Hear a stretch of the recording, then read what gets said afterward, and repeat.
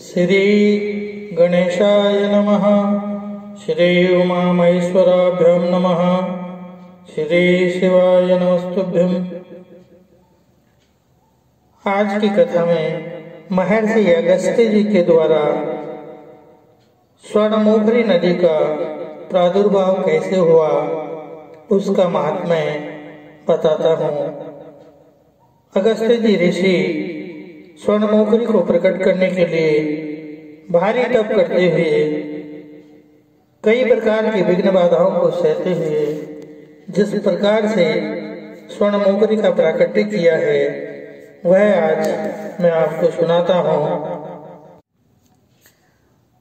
भारद्वाज जी कहते हैं, एक दिन मुनिवर अगस्त्य जी पूर्वाह्न काल का नित्य नियम पूरा करके भगवान शिव की आराधना करने के लिए देव मंदिर में गए। उसी समय आकाशवाणी हुई, मुने, ये प्रदेश नदी से हीन है, अतः ज्ञान विज्ञान से रहित केवल शरीरधारी ब्राह्मण की भांति दक्षिणाहीन दीक्षा और चांदनी शून्य रात्रि के समान शोभा नहीं पाता। इसलिए तुम संपूर्ण लोगों का हित करने के लिए इस भूभाग में कोई ऐसी नदी बहाओ जो अगाध पापराशि जनित भय का निवारण करके सदैव सुशोभित रहे। मुनिवर, देव समुदाय की यही प्रार्थना है जो सबके लिए हितकर है। इस आकाशवाणी को सुनकर ब्रह्मर्षि अगस्त्य जी क्षण भर कुछ विचार करते रहे। तत्पश्चात देव पूजन समाप्त करके वे बाहर वेदी पर बैठे। उनके आश्रम पर जितने मुनि रहते थे उन सब को उन्होंने बुलवाया और आकाशवाणी की कही हुई बात कह सुनाई। तब मुनियों ने अगस्त्य जी को प्रणाम करके कहा, महर्षि, आपके हुंकार मात्र से राजा नहुस देवताओं के साम्राज्य से नीचे गिर गए और सर्प योनि को प्राप्त हुए, जिसने संपूर्ण भूमंडल को घेर रखा है तथा जो अपनी उत्ताल तरंगों से आकाश को भी ताड़ित करता है। ऐसे महासागर को भी आपने अपने चुल्लू में रख लिया। विंध्य पर्वत भगवान सूर्य का मार्ग रोकने के लिए उद्यत हुआ था, परंतु आपने उसे भी शांत कर दिया। इन सब से बढ़कर आश्चर्य की बात और क्या हो सकती है। महामुने, तीनों लोकों में हम सब लोग कृतार्थ हैं जो कि आपसे सनात होकर आपके इस आश्रम में निवास करते हैं।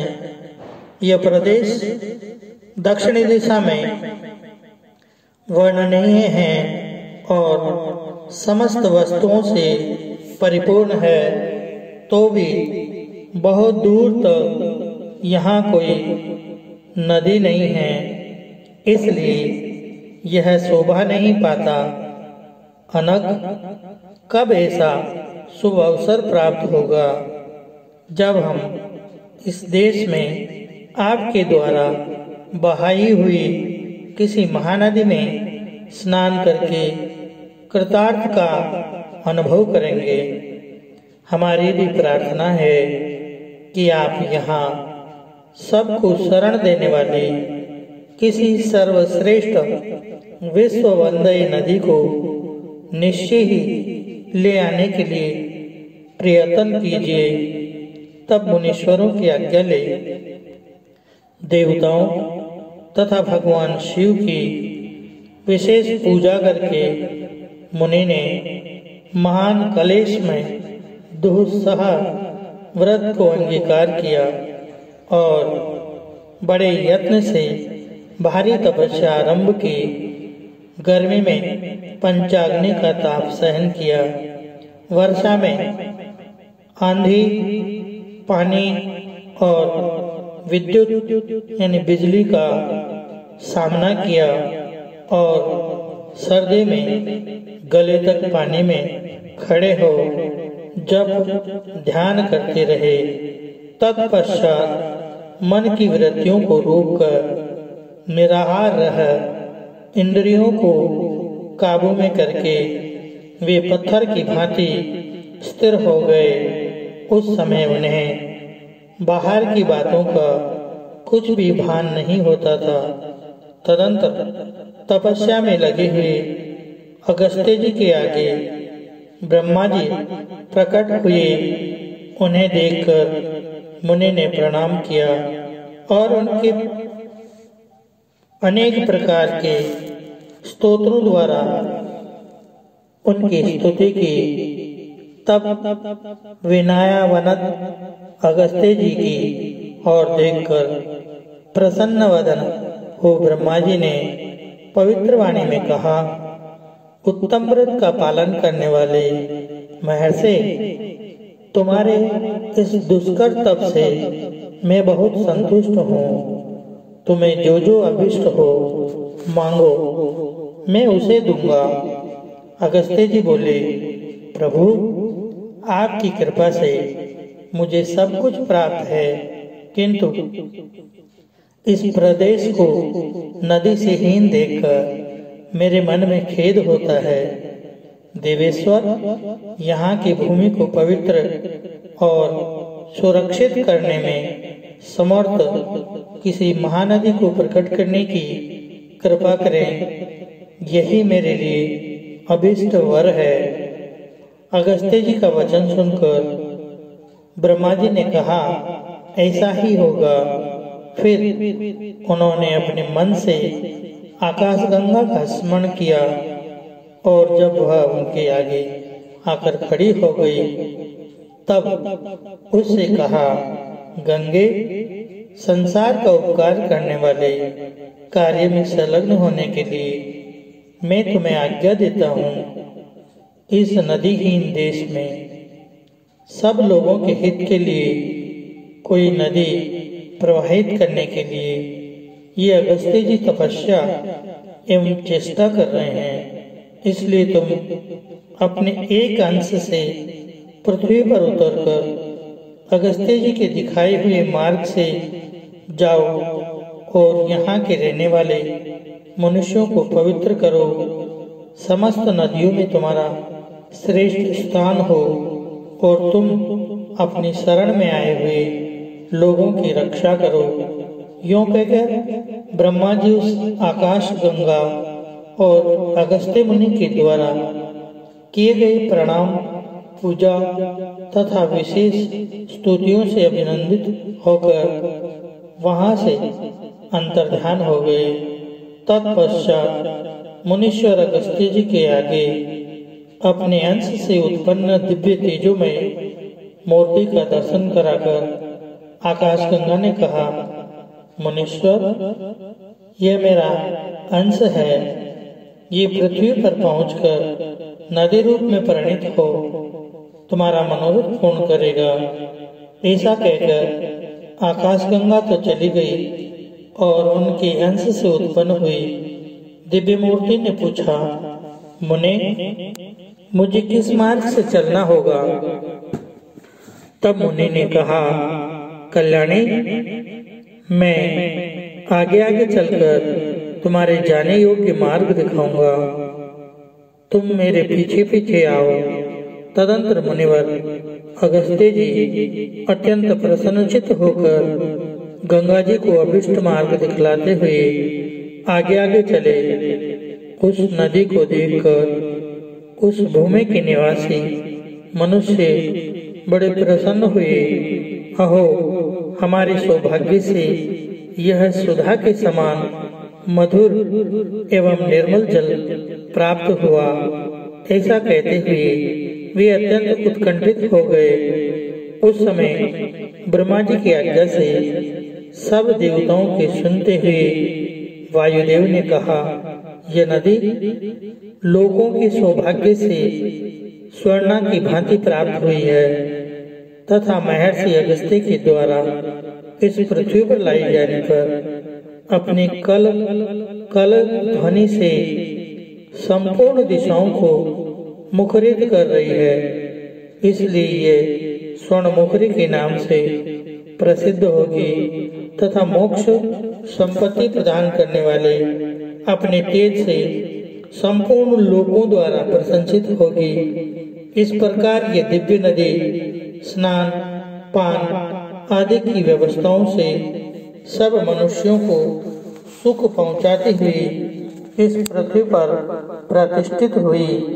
जो रोगों से पीड़ित और अधिक व्याकुल मनुष्य हैं, उन सब के रोगों का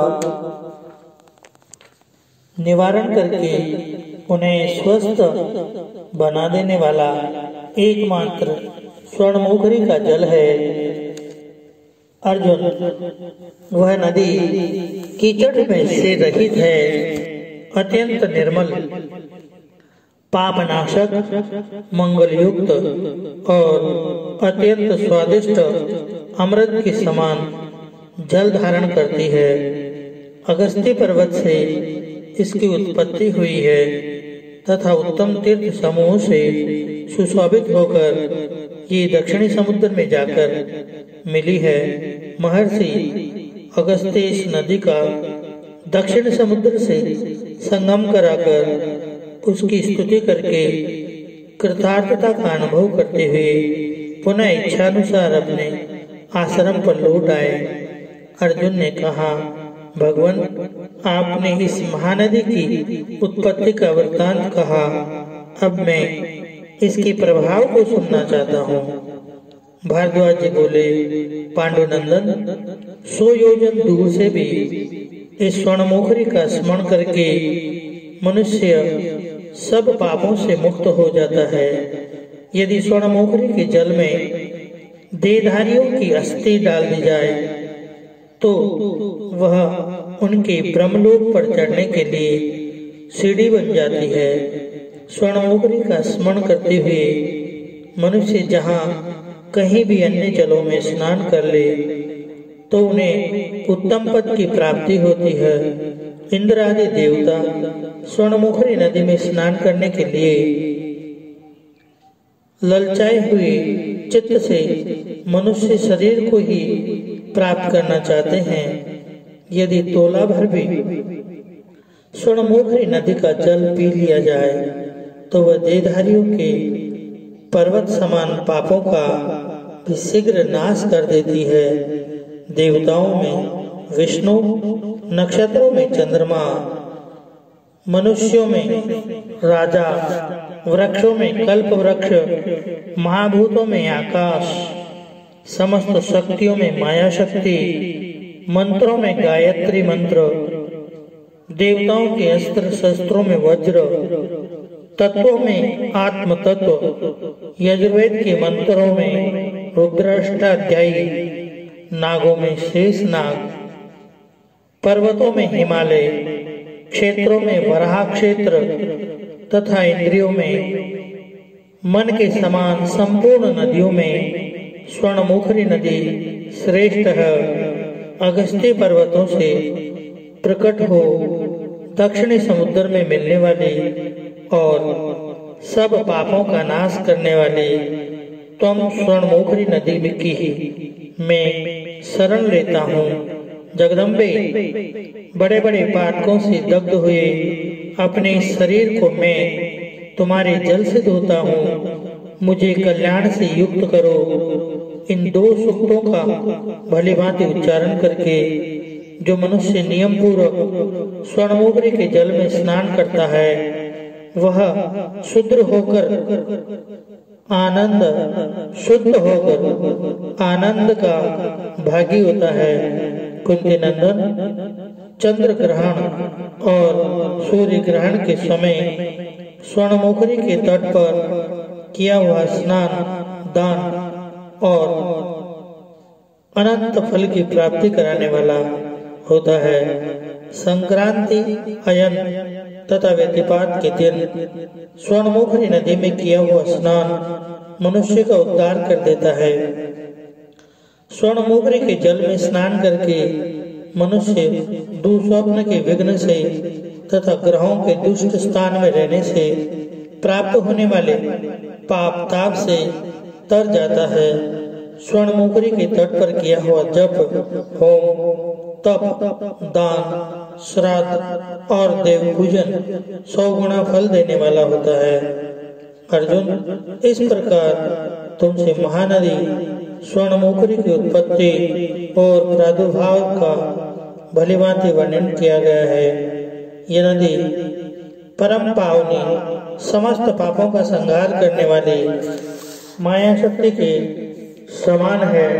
अतः स्वर्णमुखरी का जल पान करना तथा उसमें स्नान करना समस्त पापों का क्षय कर देती है।